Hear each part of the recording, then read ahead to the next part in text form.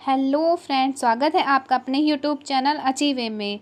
Friends, आज हमारा हिंदी वर्णमाला का 5th पार्ट है, जिसमें हमने 4th पार्ट में 20 क्वेश्चंस देखे थे। उससे आगे के क्वेश्चन हम इस पार्ट में देखेंगे। तो दोस्तों, हम यहाँ पर वर्णमाला के क्वेश्चंस को स्टार्ट कर रहे हैं। दोस्तों, इससे पहले हमने 4 पार्ट कर चुके हैं, जिसमें हमने आपको वर्णमाला पढ़ाई थी। तो यदि आपने वह वीडियो नहीं देखी है तो डिस्क्रिप्शन में जाकर या फिर वीडियो चैनल पर जाकर भी देख सकते हैं। तो हम यहाँ पर 21 क्वेश्चन से स्टार्ट करते हैं। हमारा 21 क्वेश्चन है, इनमें से संयुक्त व्यंजन कौन सा है। तो हमें यहाँ पर संयुक्त व्यंजन बताना है कौन सा होता है। दोस्तों, हमने आपको बताया था संयुक्त व्यंजन ऐसे व्यंजन होते हैं जो 2 व्यंजनों की सहायता से बनाए जाते हैं। तो हमने बताया था कि संयुक्त व्यंजन 4 होते हैं। कौन कौन से होते हैं? अक्षय, त्रय, ज्ञानी और श्र। और यहाँ पर हमें ज्ञानी दिख रहा है, तो ऑप्शन 20 का राइट आंसर होगा ज्ञानी। और ज्ञानी दोस्तों कैसे बनाते हैं? ज्ञानी बनता है आधा जय प्लस अय्य से ज्ञानी बनता है। तो इसको मिलाकर हमें ज्ञानी मिलता है। तो यह संयुक्त व्यंजन यहाँ पर ज्ञानी होगा। ऑप्शन 20 का राइट आंसर है। क्वेश्चन नंबर 22 पे चलते हैं। निम्नलिखित में से कौन सा वर्ण उच्चारण की दृष्टि से दंत्य नहीं है। अब हमें बताना है दंत्य जो नहीं है वो ट नहीं है, न, द या ट। दोस्तों, हमने बताया था जो त वर्ण होते हैं वो सभी त वर्ण जो भी होते हैं वो दंत्य होते हैं। त, थ, द, ध। तो आप यहाँ पे देखिए कौन सा नहीं होगा। और दोस्तों, हमने बताया था जो ट वर्ग होते हैं वो मूर्धा से आते हैं। तो यहाँ पर ट लिखा है, ट तो मूर्धा से आते हैं। तो यहाँ पर हमारा राइट आंसर ऑप्शन डी हो जाएगा ट। त जो है न और द, ये सभी दंत से उच्चारित होते हैं। नेक्स्ट क्वेश्चन, जिन शब्दों के अंत में ए आता है उन्हें क्या कहते हैं? अनुस्वार, अयोगवाह, अंतस्तः, अकारांत। जिन शब्दों के अंत में ए आता है उन्हें अकारांत कहते हैं। ऑप्शन डी इसका राइट आंसर होगा।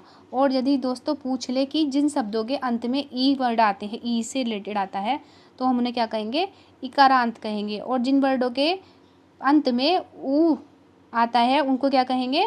उकारांत कहेंगे। नेक्स्ट क्वेश्चन, अक्षय वर्ण किनके सहयोग से बनता है बताइए। अक्षय वर्ण भी एक संयुक्त वर्ण है और यह किस तरह बनेगा?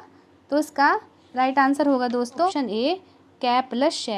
दोस्तों, थोड़ा सा यहाँ पर ये मिस्टेक है, यहाँ पर कै ऐसे बनेगा और इसके नीचे हलंत आएगा, फिर प्लस और श इस तरह से बनेगा। तो ये इसका आंसर होगा अक्षय का। चलते हैं हम अपने नेक्स्ट क्वेश्चन पे।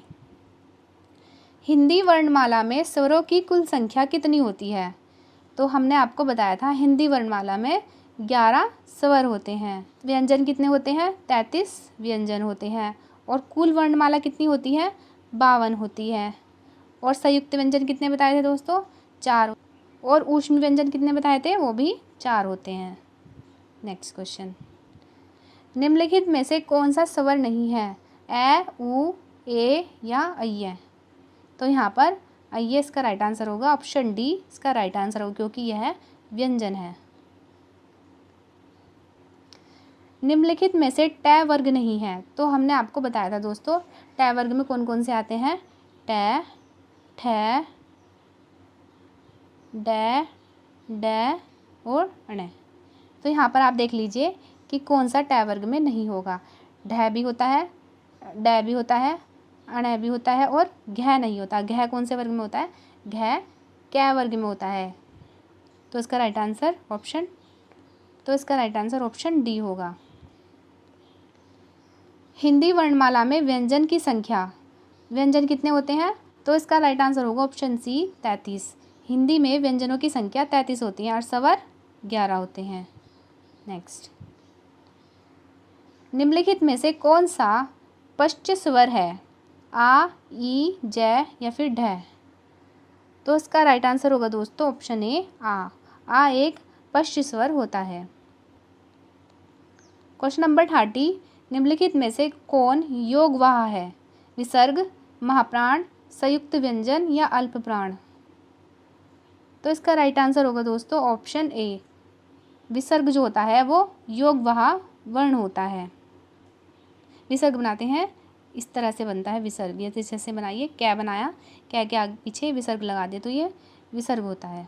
नेक्स्ट, 6 ध्वनि का उच्चारण स्थान।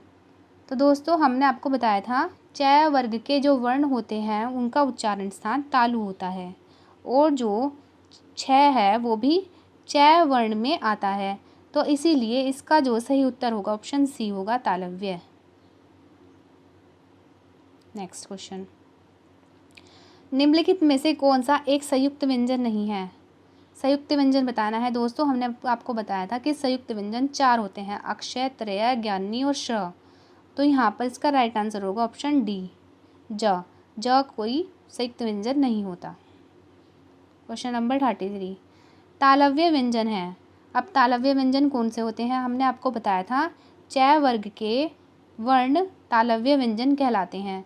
तो यहाँ पर आप देख लीजिए कि च वर्ग कौन सा है। तो यहाँ पर अलग दिख रहा है, ऑप्शन ए इसका राइट आंसर होगा, च, छ, ज और झ। क्वेश्चन नंबर 34, य, र, ल, व किस वर्ग के व्यंजन हैं? तो यह तालव्य के हैं, ऊष्म के हैं, अंतःस्थय के हैं या फिर ओष्ठ के होंगे।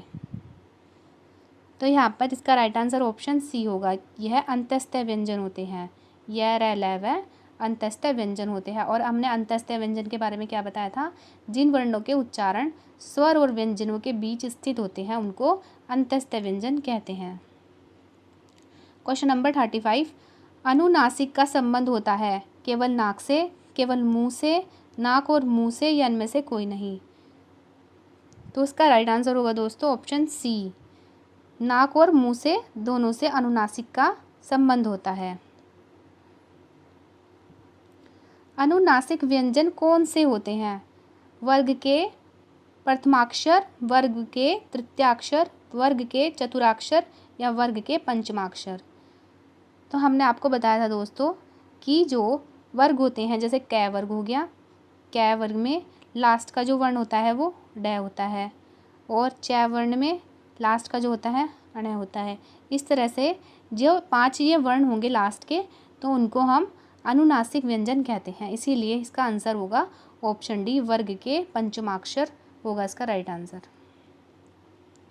क्वेश्चन नंबर 37 में होगा, वर्ण हिंदी वर्णमाला में स्वरों की संख्या क्या होती है? तो दोस्तों हमने आपको बताया था कितनी होती है, ऑप्शन सी इसका राइट आंसर हो जाएगा 11।